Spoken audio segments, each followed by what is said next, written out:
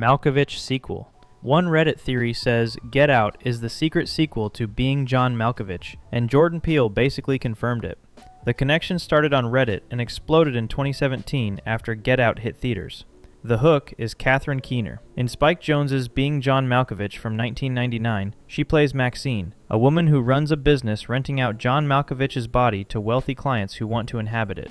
18 years later, in Get Out, she plays Missy Armitage, the matriarch of a family that hypnotizes black victims and transplants white consciousnesses into their bodies. Both characters profit from selling access to other people's bodies. Same business, different floor of the same building. Asked about the theory in a Vanity Fair video in December of 2017, Peele responded, "I love this theory. As far as I'm concerned, it's true." He also said he discussed the theory with Spike Jonze, who chuckled about it. Catherine Keener was told about the connection at the Incredibles 2 press junket and reportedly seemed stunned. Peele's As Far As I'm Concerned stops just short of canon, but for fans, that's already further than most directors will go. Hands Experiment. What if the 1986 Hands Across America stunt wasn't just a charity event, but in the world of Us, a government tell? The real-world event happened on May 25th of 1986, when roughly 5.5 million people paid $10 each to form a human chain across the continental United States. The stated goal was to raise money for hunger relief and homelessness. It pulled in around $36 million in donations, well below the $50 million low-end target, and is widely remembered as a partial failure, with gaps across rural stretches like Arizona and California's desert. In Us, released in 2019, young Adelaide watches a Hands Across America commercial in 1986. Decades later, the Tethered organize a violent restaging, a mile-long human chain of bloody, jumpsuited doppelgangers cutting across America. A fan theory popularized by Den of Geek and Slate Film Coverage in 2019 argues that the in-film Hands Across America functions as a buried memo about a parallel government cloning experiment that ran beneath the same continental footprint. The film's confirmed lore is wild enough on its own. The United States government built thousands of miles of tunnels under the country, cloned the population, failed to replicate the human soul, and abandoned the program. The theory's leap is that the real-world events promotion was the surface project's echo, the above-ground coordination that would have allowed the underground program to map itself onto every clone's location. Peele has not endorsed this. He said the surface meaning is a failed effort to do good, and stopped there. Still, fans note that Adelaide and Red, the Tethered who took the surface child's place, would have inherited Hands Across America as her last memory of organized hope before being dragged underground. To be clear, the real charity event was a sincere fundraiser. The conspiracy framing is the Tethered's interpretation of it, not a real-world claim. Easter Rebirth. A fan theory argues Us isn't a horror movie, it's a dark Easter resurrection story, and the rabbits are the proof. The Tethered live underground with hundreds of caged white rabbits, which they eat raw. The theory, surfacing on Reddit and Yahoo Entertainment in March of 2019, reads the rabbits as Christ resurrection symbolism, Easter bunnies, marking Red as a Messiah figure rising from the tomb of the tunnels. Peele told Yahoo Entertainment in 2019, "The main connection to me was Easter. This story is a dark Easter of sorts," and called Red the Messiah rising from the hole from which she was left for dead. The theory pushes further. Red's uprising mirrors a corrupted passion narrative, with Hands Across America as a perverted communion. Once you see it, the white rabbits and the underground tomb architecture stop reading as random. Sunken Place. The Sunken Place might not just be hypnosis. Film critics have been arguing for years that it's a metaphor for mass incarceration, and the Armitage family is running a privatized version of it in their basement. The Sunken Place is the dissociative state Missy traps Chris in, where he watches his own body operate without him from a black void. Peele wrote on Twitter in March of 2017, "The Sunken Place means we're marginalized. No matter how hard we scream, the system silences us." A reading developed across academic film criticism and outlets like No Film School, Screen Rant, and Dartmouth's Feminist Guide to Get Out extends that quote. The Sunken Place specifically figures the American carceral system, drawing a line from chattel slavery to the Tuskegee syphilis study to the mass incarceration of black men in the 1980s and 1990s. The evidence is everywhere in the frame. Chris falls into the sunken place after Missy stirs the teacup with the silver spoon, a visual echo of auction china from the era of chattel slavery. The bidding scene at the lawn party is shot like an antebellum auction block. Walter, Georgina, and Logan, the man originally named Andre, are kept in the Armitage house against their will, their consciousness imprisoned beneath stolen labor. That's the literal architecture of forced, unfree work. Peele has acknowledged the reading, but stopped short of calling it the only one. The theory predicts the Order of the Coagula is centuries old, and Grandfather Roman's transplanted body in Walter anchors a slavery to present timeline. Peele gave the sunken place the language. He let viewers draw the political map. By the way, if you're enjoying this so far, I make videos like this all the time. A subscribe would mean a lot. Thanks.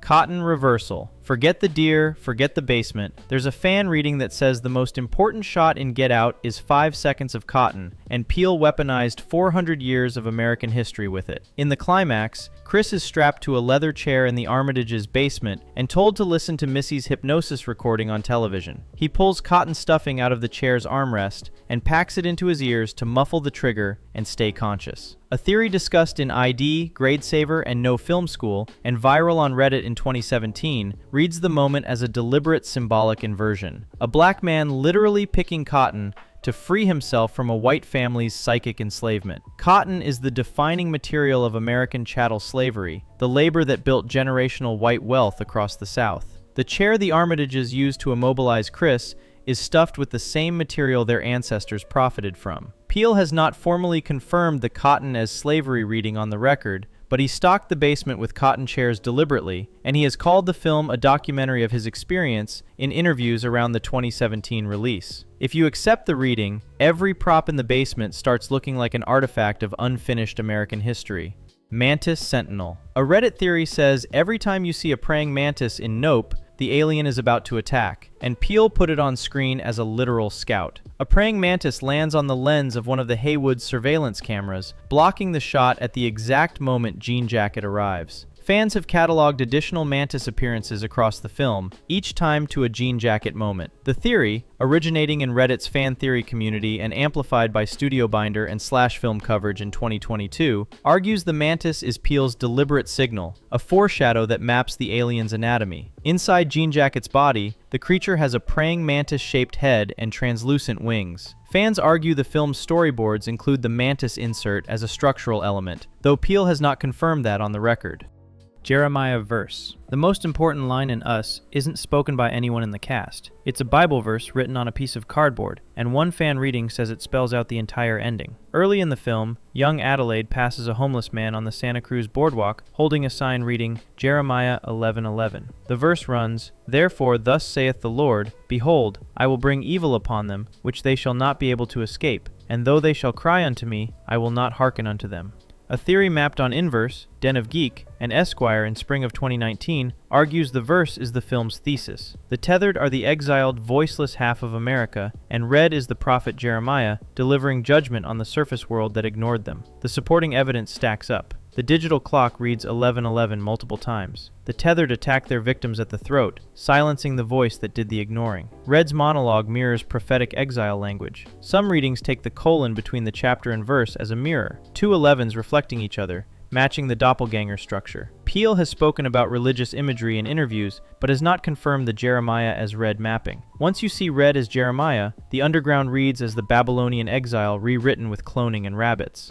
Shared universe. A fast-spreading Reddit theory argues there's a Peele cinematic universe hiding in his films, and a fictional fast food restaurant is the Smoking Gun. In Us, the Wilson family's kitchen has takeout packaging from a restaurant called Copperpot's Cove. In Nope, the same Copperpot's Cove appears again, a fictional chain that doesn't exist in reality. Fan coverage from Screen Crush, Screen Rant, and IMDb News in 2022 argues this is intentional cross-film world-building, proof that Us and Nope share a continuity. Peele said in the Nope press notes, "I try to make all my films in the same universe, this universe, reality." He acknowledged Copperpot's Cove as a deliberate carryover. Fans have extended the theory by pointing to red scissors from Us, reportedly appearing on Jupe's office desk in Nope. Another Easter egg surfaced after the film's release. It's the touch that quietly converts standalone films into a marvel of horror.